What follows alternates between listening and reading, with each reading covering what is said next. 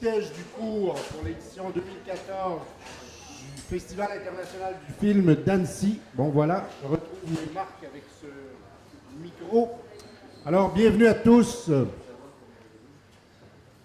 Ce matin, donc, nous revenons sur les films qui ont composé le premier programme de court-métrage en compétition. Et notre premier invité ce matin est déjà là. Il s'agit de Jean-Charles Mboti Malolo, le réalisateur du Sens du toucher.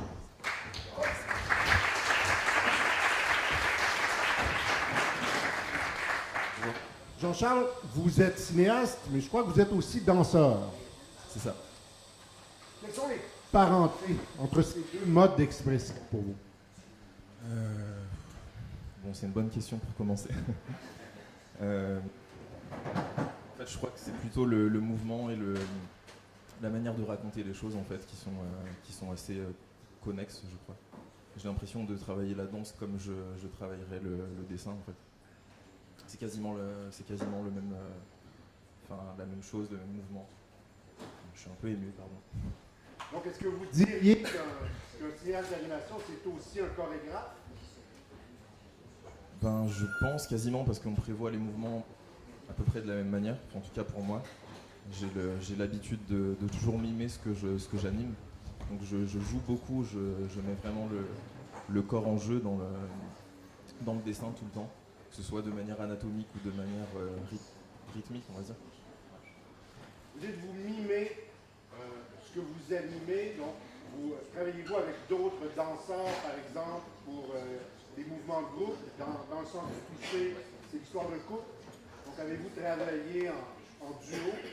Alors en fait pour le sens du toucher, on a pris un temps d'écriture chorégraphique, donc on a fait ce qu'on appelle une résidence de danse, où donc je fais partie d'une compagnie de danse. Et donc j'ai chorégraphié les deux chorégraphes, donc on a échangé les rôles, les deux chorégraphes de ma compagnie, de la compagnie avec laquelle je travaille, c'est moi qui les ai mis en scène. Et l'idée c'était de prendre une semaine pendant laquelle on allait travailler les idées que j'avais, les idées de mise en scène, les idées de position et de corps, etc. pour voir comment ça pouvait marcher sur des corps que je ne connais pas. Puisque j'ai essayé de me mettre en scène moi, mais bon, il me fallait un point de vue et avoir du recul. Donc c'est ce qu'on a fait. Du coup, j'ai filmé toutes ces parties de travail, mais l'idée c'était de ne pas partir vers un travail rotoscopique. Je voulais vraiment que les animateurs, j'ai fait de l'animation aussi sur le film, qu'on puisse s'écarter un petit peu de la vidéo et avoir vraiment juste une base, une référence anatomique pour ensuite extrapoler et aller plus loin dans les mouvements pour aller vers quelque chose de beaucoup plus animé que réaliste, on va dire. On reconnaît dans votre film une trame musicale et sonore très singulière, signée Camille. À quel moment est-ce qu'elle est intervenue? Alors, elle est intervenue très tôt. L'idée, en fait, toute la mise en place du film a commencé, comme en général dans l'animation, par l'animatique. Et dans l'animatique, j'ai commencé à mettre en place des idées de chorégraphie pour la résidence d'écriture. Et on a commencé également à mettre en place des musiques avec Camille pour cette résidence également.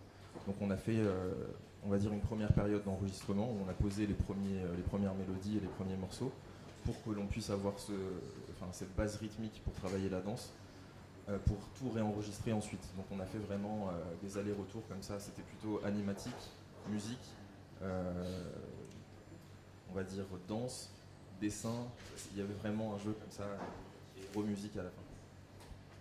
Le sens du toucher a été primé au concours de projet d'Annecy, ouais. Au MIFA.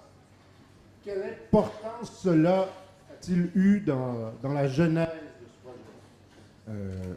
projet? En fait, c'était très intéressant pour moi de présenter le projet en 2011 parce que ça m'a permis d'avoir le prix de la chaîne Arte.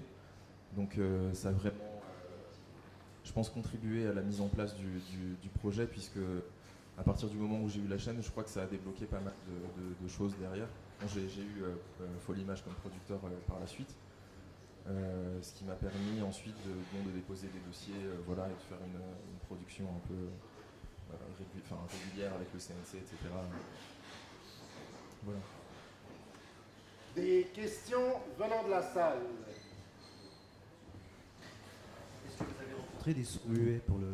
Oui, j'ai pas parlé de ça effectivement. J'ai fait, comme la résidence d'écriture chorégraphique, j'ai fait 1 mois de formation de langue des signes pour pouvoir appuyer en fait cette étude du mouvement sur des vrais, de la vraie langue. Donc on parle de langue des signes et pas de langage. Du coup l'idée c'était d'associer le langage corporel qui est plus peut-être universel à la grammaire de la langue des signes pour avoir des vrais mots et s'appuyer sur du vocabulaire un petit peu plus fort. J'ai pas voulu sous-titrer parce que bon, ça me paraissait pas essentiel, mais voilà, toutes les chorégraphies et tous les dialogues qui se passent dans le film sont appuyés vraiment sur de la vraie langue des signes. Was that an improvisatory process? Yes, I guess it was both improvisation and really like more written at the beginning, because I had to have I'd say a good pattern to go through. So we wrote all the choreo and all the dialogues, kind of, to transform it and to go further in the poetry, because I'm not sticking to the grammatical parts. Sometimes it's more cut and just words to put an emphasis on a very, I'd say, a very meaning of the situation. Une dernière question. Qu'est-ce qui t'a inspiré ou qui a impulsé l'idée au tout début? En fait, c'est assez marrant parce que ce film, je l'ai pas, il est vraiment pas du tout venu sous cette forme d'un coup. Mon film de fin d'études, j'ai déjà utilisé la danse et cette espèce de façon de communiquer. Et du coup, quand j'ai commencé à écrire celui-ci, je m'étais dit que j'allais faire quelque chose de beaucoup plus narratif et essayer de pas du tout travailler avec la danse en fait. Donc l'idée c'était pas de me contraindre, mais j'avais un petit peu peur qu'on me dise ah voilà, va parler à ce mec, c'est le mec qui fait des films d'anime sur la danse, etc.